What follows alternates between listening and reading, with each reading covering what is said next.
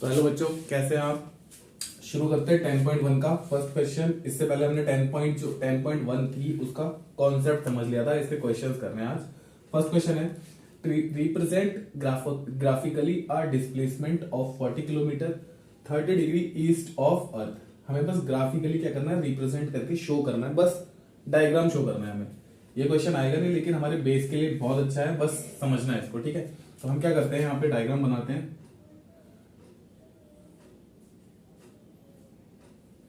East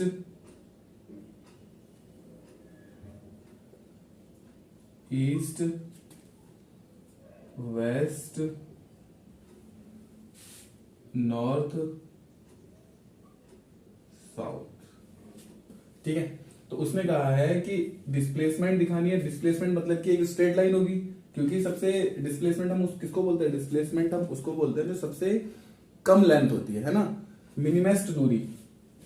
तो यहां से हम जब कहेंगे तो यहां से displacement 40 kilometre east of earth, मतलब कि ईस्ट ये है, तो यहां से क्या हो जाएगा, ये इसका हो जाएगा, कोई पॉइंट पी ले लेते हैं, और ये तो हमारा ओ है ही, और इस तरफ जा रहा है कितना किलोमीटर, 40 किलोमीटर, ठीक है। ये हमें गिवन है, और यहां से ये एंगल कितना बना रहा है, 30 डिग्री का। बस हमें इस क्वेश्चन में बस इतना ही करना है कि हमने एंगल बना के शो कर दिया। क्यों कर दिया, क्योंकि उसने यहाँ पे कंडीशन में हमें साफ साफ कहा है ईस्ट ऑफ अर्थ, तो यहां से ईस्ट की तरफ जा रहा है और एंगल कितना बना रहा है, 30 डिग्री का एंगल बना रहा है। बस हमें इस क्वेश्चन में इतना ही करना है। अब करने बताना है classify the following measures as scalar and vector. हमें यह बताना है कि इनमें से कौन से स्केलर है और कौन से वेक्टर है। तो सबसे पहली चीज 10 kg, ये मास है, और मास क्या होता है, ये होता है स्केलर, ठीक है। इसमें डायरेक्शन नहीं होती। नॉर्थ वेस्ट इसने डायरेक्शन दे दी इसमें, तो इसका मतलब क्या हो जाएगा, ये वेक्टर। बेटा इसमें डायरेक्शन हो जाएगी साथ में, मैग्नीट्यूड तो दोनों में ही होता है, लेकिन अगर जिसके साथ डायरेक्शन आ गई तो वो क्या बन जाएगा, हमारा वेक्टर। 40 डिग्री, इसमें भी डायरेक्शन नहीं है तो ये भी स्केलर हो जाएगी। इसमें भी डायरेक्शन नहीं है तो ये भी स्केलर हो जाएगी। और हमें पता ही है कि जो चार्ज होता है, चार्ज क्या होता है, वो स्केलर होता है, ठीक है। और ये 20 मीटर पर सेकेंड स्क्वायर, मीटर पर सेकेंड स्क्वायर का मतलब क्या है, ये एक तरीके से क्या हो गया, एसिलरेशन हो गया, क्योंकि मीटर पर सेकेंड क्या होता है, वेलोसिटी, और मीटर पर सेकेंड स्क्वायर क्या हो जाएगा, एसिलरेशन। और एसिलरेशन क्या होता है, उसमें डायरेक्शन होती है, तो ये क्या हो जाएगा, वेक्टर क्वांटिटी, ठीक है। तो इस तरीके से बस हमें शो करना है। तो ये सब कॉन्सेप्ट आपको पता होना चाहिए, किस तरीके से होता है, किस तरीके से नहीं होता है। मास जो है, मास स्केलर होता है। नॉर्थ वेस्ट इसमें डायरेक्शन दे दी तो ये वेक्टर हो गया। 40 डिग्री इसमें कोई डायरेक्शन नहीं है, ओनली एंगल है, किस डायरेक्शन में एंगल है तो बताया नहीं है ना, तो ये क्या हो जाएगा, स्केलर हो जाएगा। 40 वाट पावर, और ये भी क्या होती है, स्केलर होती है। उसके बाद कूलम किस पे होता है, चार्ज पे, तो चार्ज स्केलर होता है, हमें पता है। और मीटर पर सेकेंड स्क्वायर एक है एसेलरेशन, तो एसेलरेशन वेक्टर क्वांटिटी होती है। थर्ड क्वेश्चन, उसके बाद थर्ड क्वेश्चन सेम वैसा ही है, सारी चीजें वही है इसमें भी। हमें भी इसमें स्केलर और वेक्टर ही बताना। देखो टाइम पीरियड, टाइम जो होता है, टाइम में कोई डायरेक्शन नहीं होती है, तो टाइम हमारा क्या हो जाता है, स्केलर।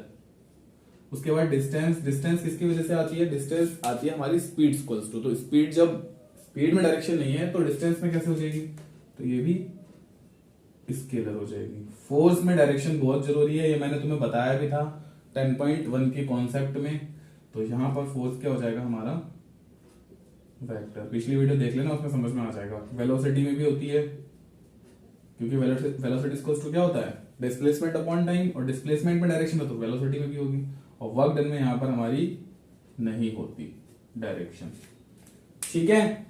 तो ये हमारे क्या हो गए, स्केलर और वेक्टर शो करने के, बताने के क्वेश्चंस हो गए। इसका फोर्थ और फिफ्थ तो चलो ट्रू फॉल्स है, फोर्थ क्वेश्चन मोस्ट इंपॉर्टेंट है, उसको एक बार समझ लेते हैं। ये जो फोर्थ क्वेश्चन है, इस फोर्थ क्वेश्चन में हमें बस 3 चीजें दिखानी है। सबसे पहले उसने बोली है को इनिशियल। तो को इनिशियल हम किसे बोलते हैं, जहां पर 2 या 2 से ज्यादा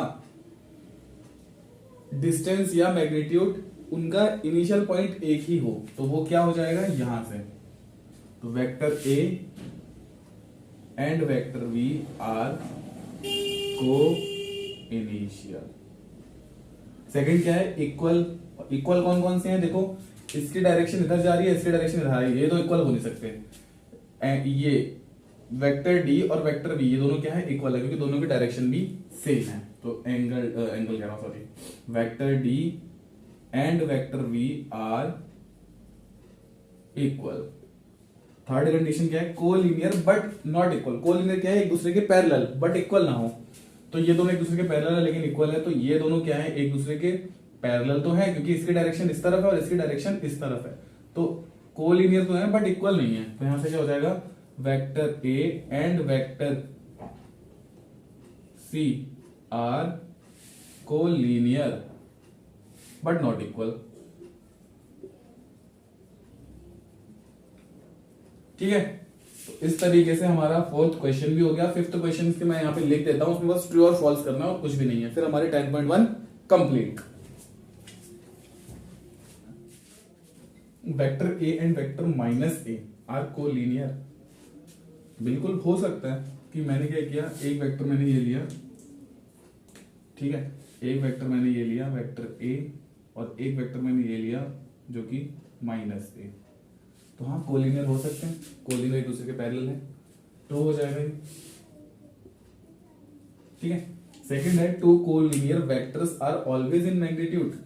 कोलिनियर मतलब कि ये दोनों हैं क्या हमेशा मैग्नीट्यूड में इक्वल होंगे, नहीं हो सकता ना ऐसा, क्योंकि देखो भाई अगर मैंने एक वेक्टर ए लिया ये और मैंने एक वेक्टर बी ले लिया, तो भाई इसका मैग्नीट्यूड ज्यादा है ना इससे, जाहिर सी बात है भाई कोलिनियर तो है लेकिन इनका मैग्नीट्यूड कम और ज्यादा तो हो सकता है, तो ऑलवेज इक्वल नहीं हो सकता। तो ये क्या हो जाएगा, फॉल्स हो जाएगा। थर्ड क्या है, two vectors having same magnitude are collinear. क्या अगर दो वेक्टर्स के मैग्नीट्यूड इक्वल है तो क्या वो कोलिनियर होंगे, नहीं हो सकता ऐसा। मैंने कह दिया एक इनिशियल पॉइंट है जहां से मैंने ये वेक्टर ए लिया और एक मैंने यहां से वेक्टर बी ले लिया, तो ये दोनों की मान के चलो एक तरीके से अगर मैं कहूं तो इन दोनों की मैग्नीट्यूड इक्वल है, लेकिन ये कोलिनियर नहीं है ना, तो ये भी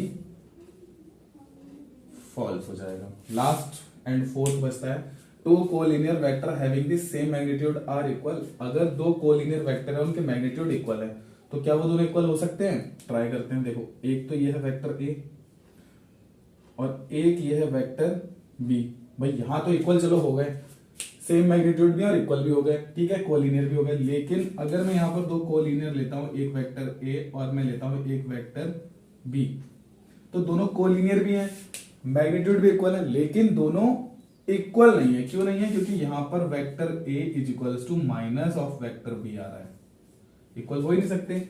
या vector B is equal to minus of vector A आ रहा है जो कि इक्वल हो ही नहीं सकता, तो ये क्या हो जाएगा, ये भी फॉल्स हो जाएगा।